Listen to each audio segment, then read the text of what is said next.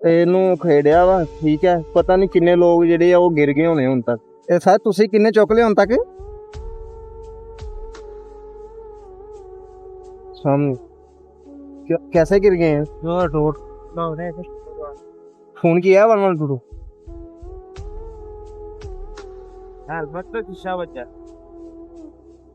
देखो एनक भी लाई थी ना, वो बोली ओगली है जो एनक लगी थी। अच्छा हाँ जी, वो लग भाई साहब एनक। सर ये किनार रोड पे अब्दुल्लापुर के पास ना रामको पेट्रोल पंप नहीं बना है, उधर एक आदमी है वो गिर गए हैं। ये रोड जो टूटा हुआ है जो बनाने के लिए कंस्ट्रक्शन करना है दोबारा, उस वजह से उधर से स्लिप हो गए हैं, तो वो गिर गए हैं। काफी ज्यादा चोट लगी है उनको। किनार रोड अब्दुल्लापुर के पास ये पुल उतर के तो उधर को जाए, कश्मीर पुल वाली साइड पे आगे रामको पेट्रोल पंप आता है, दूसरी साइड पे उधर सुफियान।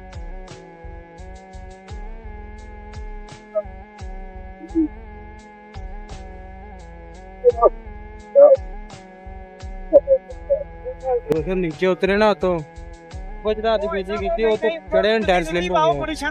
अस्सलामुअलैकुम सर, ये अरामको का पेट्रोल पंप बना है ये अब्दुल्लापुर के पास ना। पता नहीं ये रोड जो कंस्ट्रक्शन के लिए बना रहे हैं उधर से स्लिप हो गए हैं, काफी ज्यादा चोट लगी है उनके। चलें कितनी देर में आ रहे हैं? ओके ओके ओके जल्दी आए यार। हेलमेट पाया लेकिन फिर भी बच्चे जेड़ी है ना। नहीं ये नाल नहीं होया, एनक लगी है, एनक लग है लगाई थी एनक।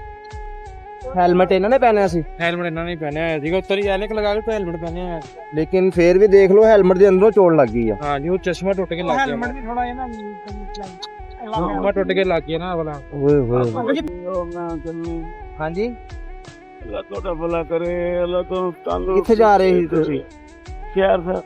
हां जी, तो शहर का हम वो खतरनाक है।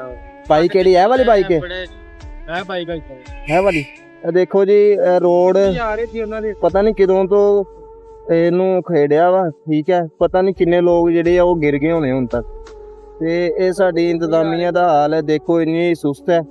ਹੁਣ ਵਿਚਾਰੇ ਲੋਕ ਕਿੱਦਾਂ ਇੱਥੇ ਸਰਵਾਈਵ ਕਰਨਗੇ। ਹੁਣ ਦੇਖੋ ਉਹ ਕਹਿ ਰਹੇ ਕਿ ਉੱਪਰ ਆਣ ਲੱਗੀ ਹੈ ਤੇ ਉੱਥੋਂ ਬਾਈਕ ਸਲਿੱਪ ਹੋ ਗਈ ਹੈ। ਦੇਖੋ ਰੋਡ ਵੀ ਇਦਾਂ ਦੇ ਹੈ ਕਿ ਬਹੁਤ ਜ਼ਿਆਦਾ ਸਲਿਪਿੰਗ ਹੁੰਦੀ ਹੈ, ਬਾਈਕ ਵਾਲਿਆਂ ਵਾਸਤੇ ਤੇ ਇੰਨੀ ਮੁਸ਼ਕਿਲ ਹੈ ਕਿ ਉਹ ਚੱਲਣਾ ਹੀ ਬੜਾ ਮੁਸ਼ਕਿਲ ਹੈ। ਤੇ ਅੰਕਲ ਹੈਲਮਟ ਵੀ ਪਹਿਨੇ ਆ ਦੇਖ।